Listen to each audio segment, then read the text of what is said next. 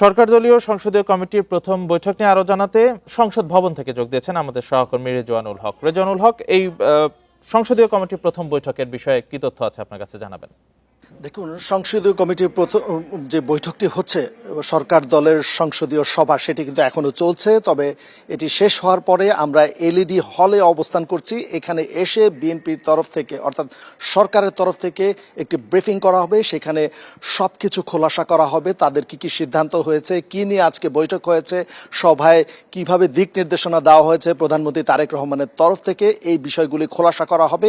Vision QLED Google TV, where colors come alive.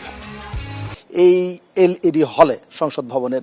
এর আগে বলে রাখি, সকাল 11:15টার সময় এখানে সংসদীয় সভা, সরকার দলীয় সংসদীয় সভা শুরু হয়।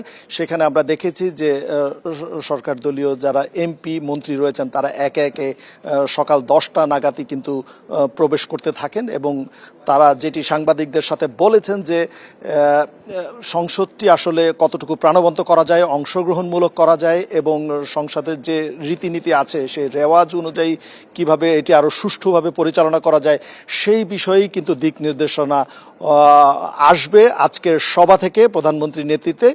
এবং এই বিষয়ে মূলত সবার সাথে কথা বলার জন্যই আজকে এই সভাটি ডাকা হয়েছে। এর আগে বলে রাখি যে সভা কিন্তু বিরোধী দলীয় অর্থাৎ 11 দলীয় জোটের তরফ থেকেও কিন্তু করা হচ্ছে এবং এই সভার পরে কিন্তু তারা ব্রিফিং করবেন, এলইডি হলে ব্রিফিং করবেন। সরকার দলীয় তো ডেপুটি স্পিকারের পদ প্রস্তাব দেওয়া হয়েছে, ডেপুটি স্পিকারের পদ নেওয়ার জন্য জামায়াত ইসলামকে, এবং তারা বলছেন জুলাই সনদ বাস্তবায়ন না হওয়া পর্যন্ত বা সে বিষয়ে আলোচনা না হওয়া পর্যন্ত তারা সেটি গ্রহণ করবে না। তো আজকে তাদের বৈঠকে কি এ বিষয়ে কোনো কথা হয়েছে? আপনি কি জানতে পেরেছেন?